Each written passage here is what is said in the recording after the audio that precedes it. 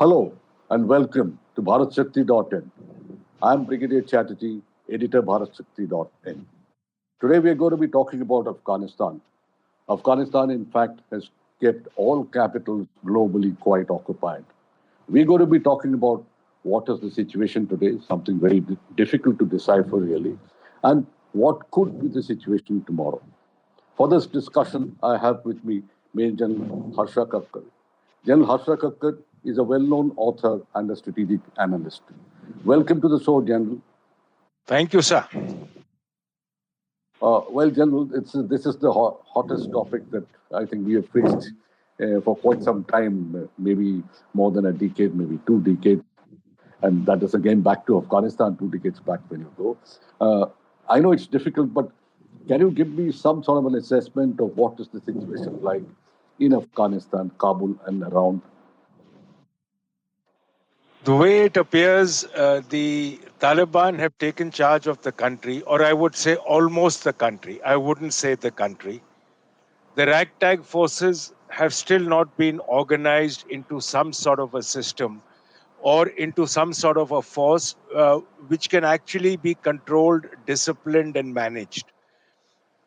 The government or the new government of the Taliban, which is likely to take charge in a short while, maybe today, maybe in another day or two, is possibly sitting back and letting the warriors who've gone through the entire war and gained control of the country possibly enjoy the spoils of war before they come into play. Within Kabul, there are also reports emerging that the LET, the JEM, and the ISIS have also come into the city in different parts and are taking control of different parts of the city, which would not bode well for the Taliban. Either they would aim to move them out quietly or possibly by force. There are also reports in Panjshir that the Northern Alliance is now possibly recreating itself. A son of Masood, as well as the Vice President Saleh, and possibly a number of other resistant people are getting together there. There was also a tweet by the Afghan Defense Forces stating that they are going to be joining them too. How does that emerge? Because that area has still not been occupied by the Taliban. How does that emerge? Will it become a force to reckon with? Is it only a stand for the sake of a stand because surrendering would mean lowering the image of Masood, which is a larger than life image in Afghanistan, is something that needs to be seen. Currently, the whole world is on wait and watch to see how the Taliban begin reacting. Their first signals appear to be positive. They're supporting the role of women. Initially, reports came in from Kandahar where women were escorted out of a bank. Today, there's a press release saying that they are willing to allow women to get back to work, but within the rules of Sharia. There are also reports of them being interviewed by a lady journalist, which never happened in Taliban 1.0. They've also given amnesty to all, uh, not looking for any revenge. They've also asked India to continue with its projects. So, possibly the first signals coming out appear to be Taliban 2.0 being different from 1.0. But then this is the first few days. How is it going to emerge in time to come is where there is a lot of wait and watch. Right, let's go forward with what you said really about the Northern Alliance, General Kakkar. Uh, they were expected to give a lot of resistance even this time, not just the Northern Alliance. I would say, let me individually call them out, the Uzbeks, Tajiks, the Baluchs, Hazaras. They were supposed to be expected to give quite a bit of resistance to Taliban. Of course, the army melted away, but it seems that these groups are also not so well organized. Maybe the reason is today that distinction of being a Tajik and Uzbek has diluted a little bit, perhaps. Maybe those class feelings have diluted a little bit. Why is it that we don't see this Tajiks or let's say Uzbek really coming into the battle? Firstly, there are few reasons, if you wish, if you were looking at that. Firstly, the moment the US came, and the first thing they did was they disarmed the warlords. Now, by doing that, you automatically reduce the power and control. Hamid Karzai decided to take the assistance of warlords very late. And by the time he took a decision and the warlords moved back into their region to try and muster up, the Taliban were already at the gates. Secondly, in Afghanistan, in no case have you come across any battle where it was last man, last round, or a staunch hold back against the forces. Possibly, again, it was the involvement of the Taliban negotiating. You've got to realize that between Taliban 1 and Taliban 2, there's been an induction of people from Tajik, from the Uzbek community, from the Hazara community into the top echelons of the Taliban. The intention was to use them to get the communities not to retaliate under the assurance that they will be given their power, they will be given the ability to continue functioning. So, possibly that was a promise which led to these people not actually strongly opposing the Taliban, but at the same time also pushing in the army not to go in for strong opposition for fear of excess casualties.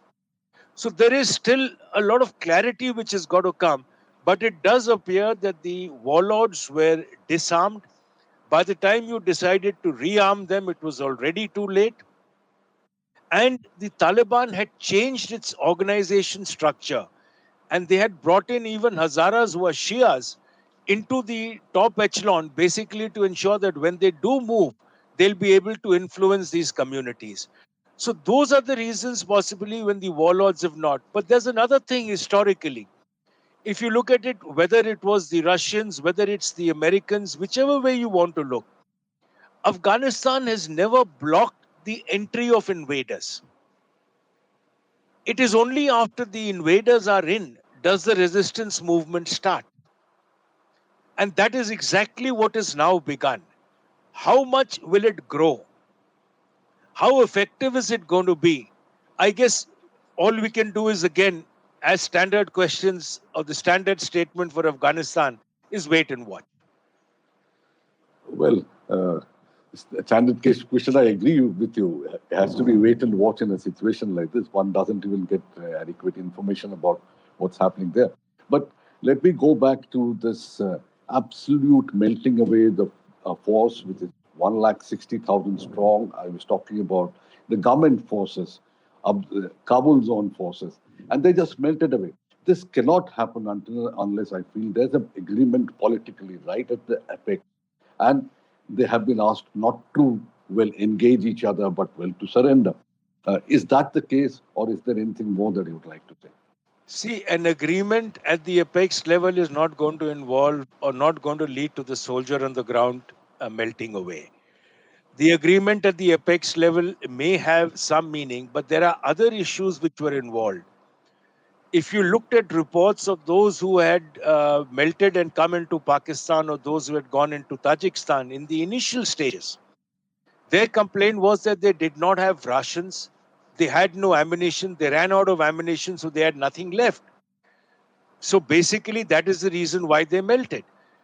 The other reason is the level of corruption, the lack of sort of morale within the forces.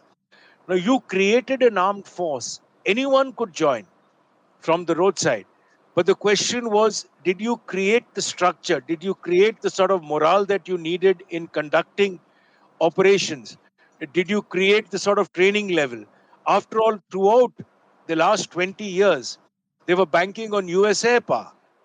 And every time there was something, the US forces were embedded and the air power came in their support. Now nothing was happening.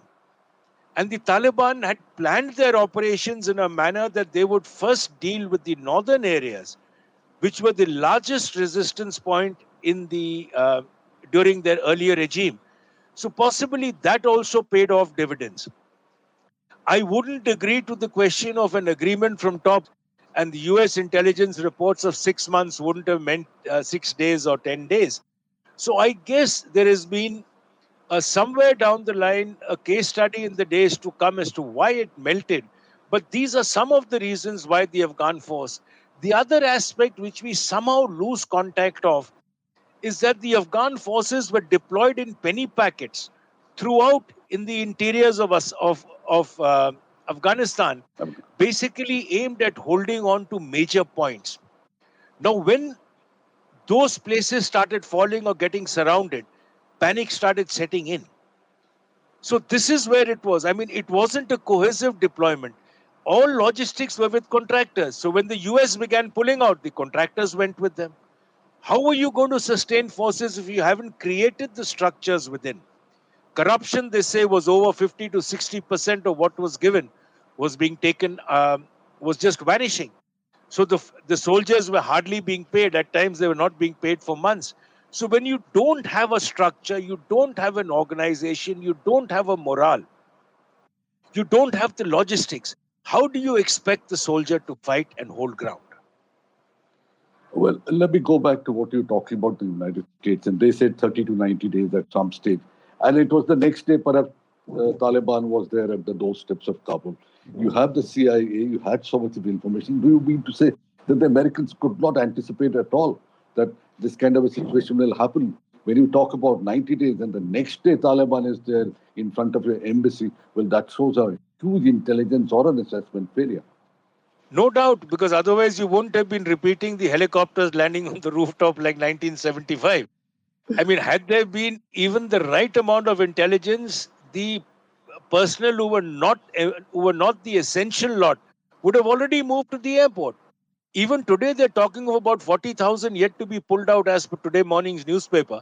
That is a sort of claim, and they're saying we're still pulling them out. So the question is, I mean, it has been an absolute failure because there was somewhere no judgment.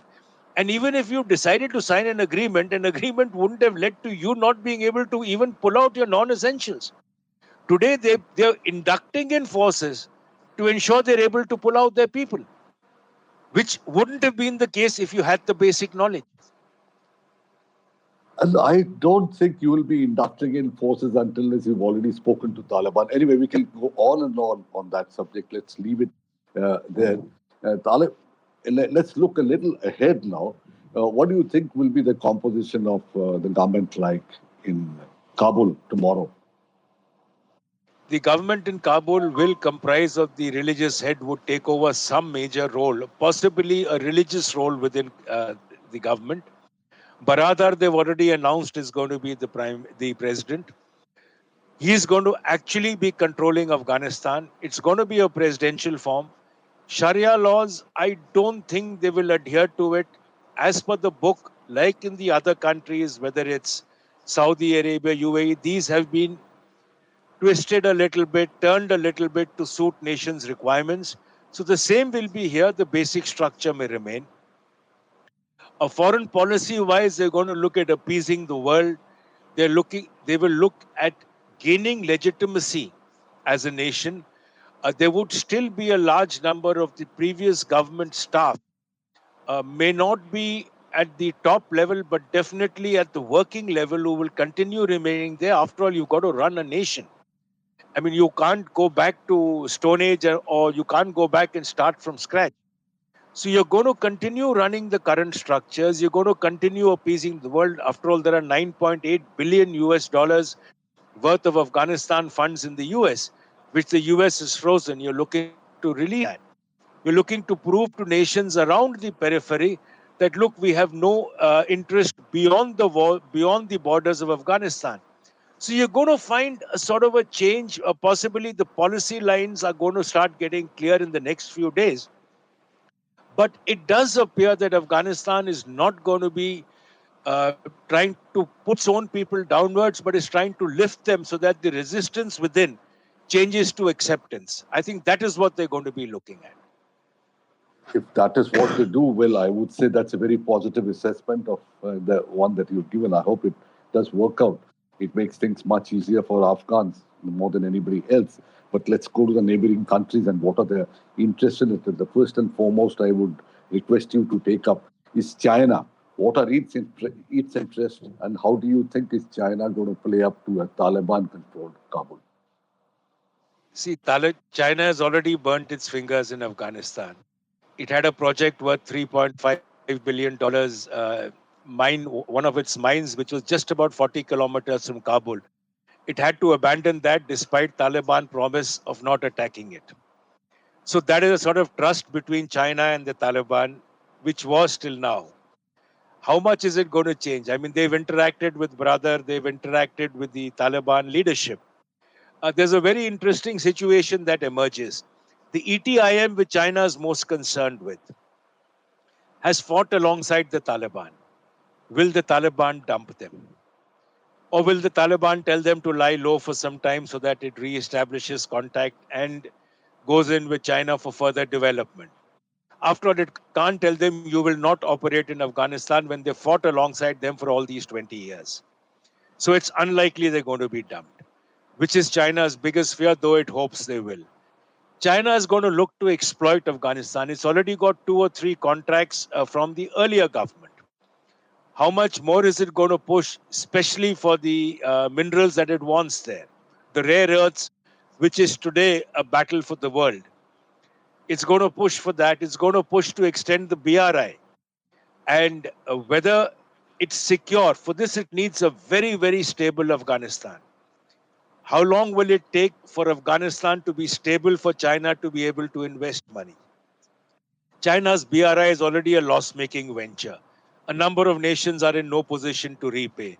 CPEC in Pakistan has been a failure. Is it again going to burn its fingers in Afghanistan? I think China is going to wait. It's going to stabilize.